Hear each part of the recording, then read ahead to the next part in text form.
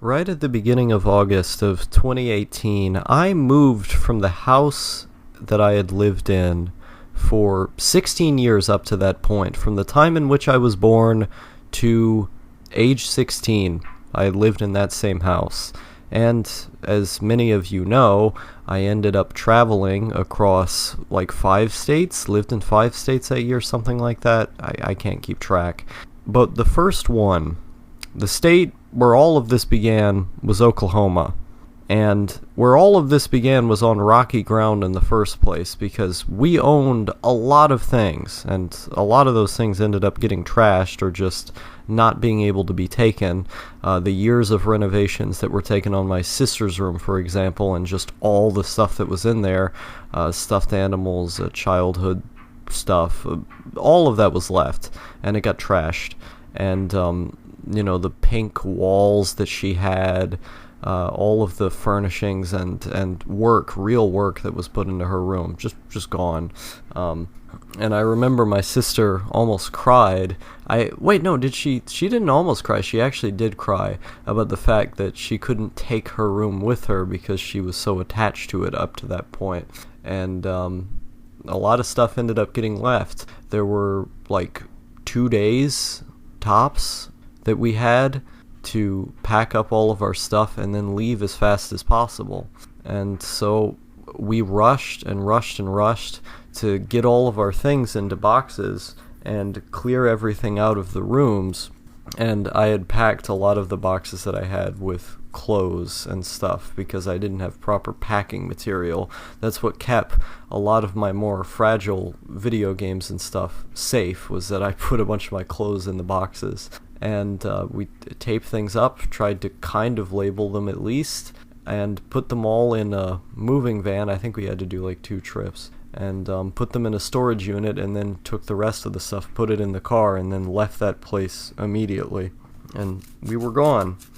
But the day that everyone was doing everything, that the tensions were high, and that everyone had to move the stuff at a very, very quick pace, I did this video around that time about a paranoid episode that I had where I basically believed that I was going to be killed. So I believed my family were out to get me somehow. I thought I was going to be killed. And I believed it. That's the thing. I genuinely believed that something or someone was going to kill me. And so I was freaking out and very noided at this time, as we might say. And my heart was beating out of my chest. I just locked myself into my mom's room at the time. And ultimately I got out, but I had to haul ass on just about all of the things that we were packing. And we had it done in like 1 day. Everything was right there. And we left immediately. On our way there, driving, we had to go on these big Oklahoma, Texas highways. And those weren't savory highways by any means. It felt like someone was going to crash at any moment. But the drive there wasn't particularly fun because we had so much stuff in the car that all of the seats felt cramped. And so we were crammed into these seats, and like I had no leg space, for example. I could barely get to sleep in there. My dad was driving for multiple days at a time. And the one moment I'll never forget is when we were in, I want to say it was Missouri. It was, I think it was Missouri. Where we went to one of the Flying J's, the gas station soon after, but we had stopped at this abandoned gas station on the way to on the road because my dad just needed to stop. And when we had stopped there, was it Missouri or was it Mississippi? No, I don't know which one it was. They both start with M. I get the two mixed up. But we stop at like one of these states, and my dad wants to get to sleep for 30 minutes to an hour, and when he stops here, there's this gigantic puddle that he puts the car over. And of course it's very dark, and this gas station there's barely anything resembling a building there. It's very tiny. I don't know if they originally had a clerk there or what, but the gas pump was obviously not functional at this point, and part of the window was opened.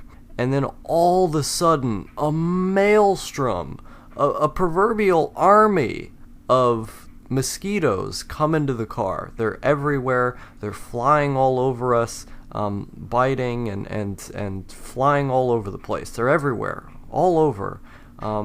It was like a herd, a gigantic herd. And of course, this upsets the people in the car, and we have to get out of that spot really fast, and we end up going to another gas station, and we're still getting mosquitoes out of the car at that point, and like I'm up there trying to smash them on top of the roof, and they're just everywhere. They just show up randomly for the rest of the car ride.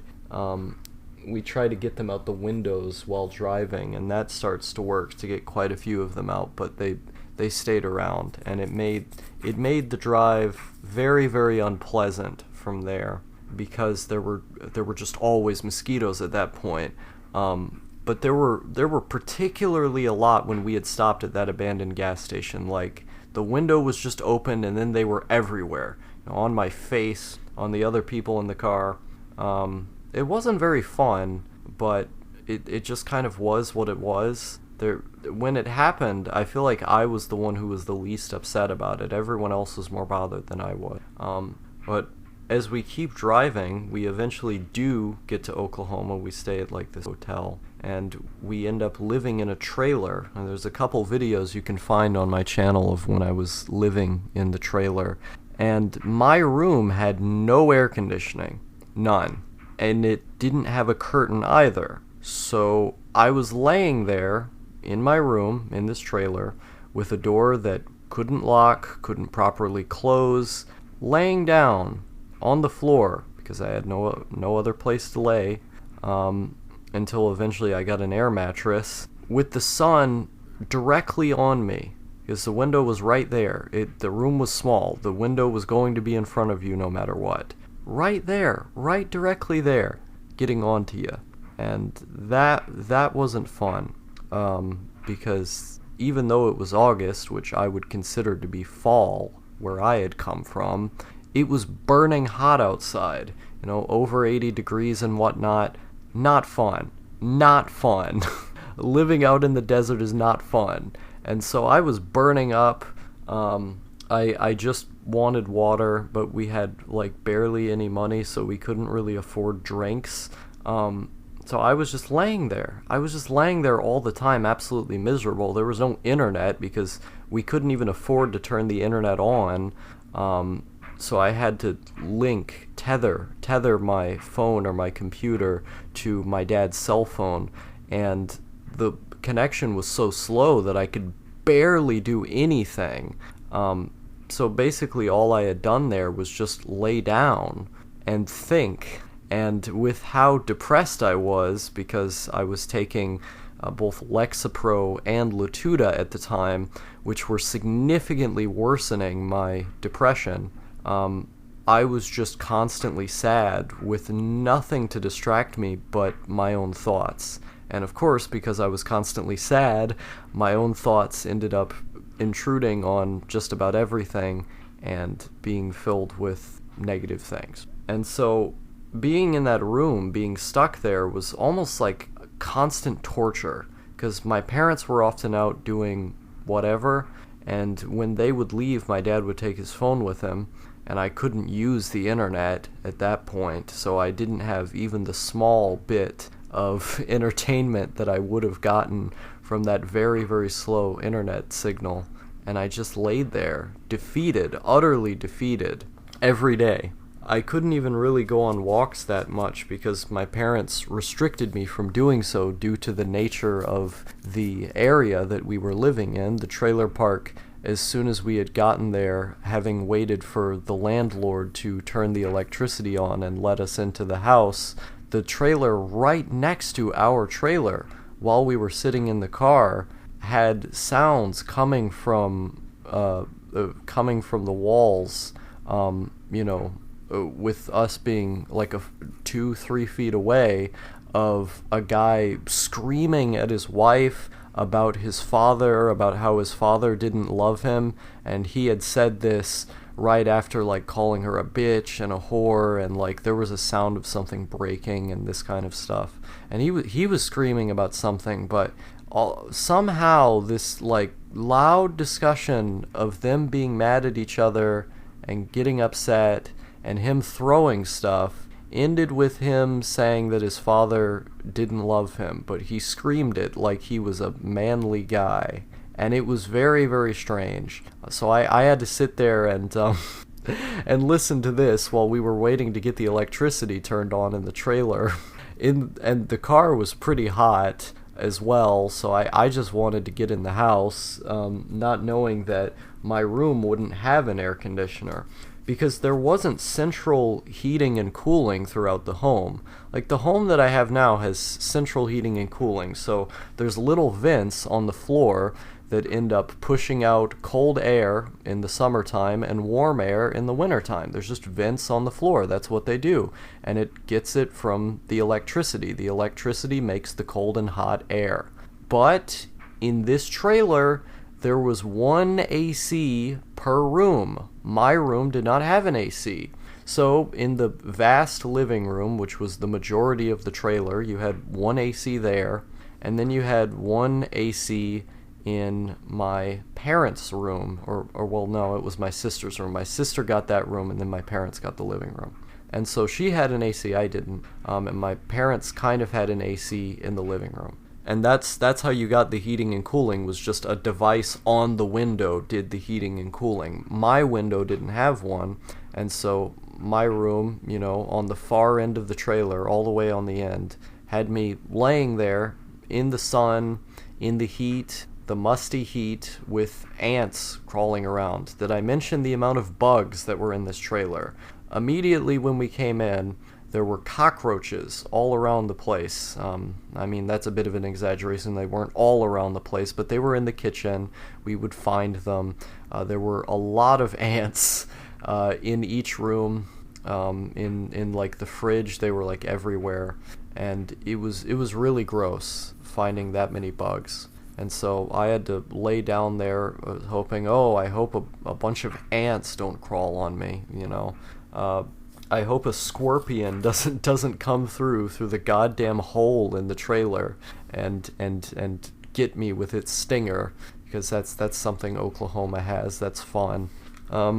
So most of this time in this trailer was just me doing nothing. I made a few videos, but I had either uploaded them at the McDonald's, or I uploaded them on my dad's internet by significantly lowering the quality to like 144p or like 240p, and then it would take forever to upload, and it would bottleneck everybody else to where everybody else basically couldn't use the internet. So I almost never got to use that option. I pretty much always had to go to McDonald's, which meant I had to have my mom there because I couldn't walk in the neighborhood because the neighborhood was dangerous. There were a lot of cats running around in the trailer park as well, a lot of like random dogs, and that was always cool to see.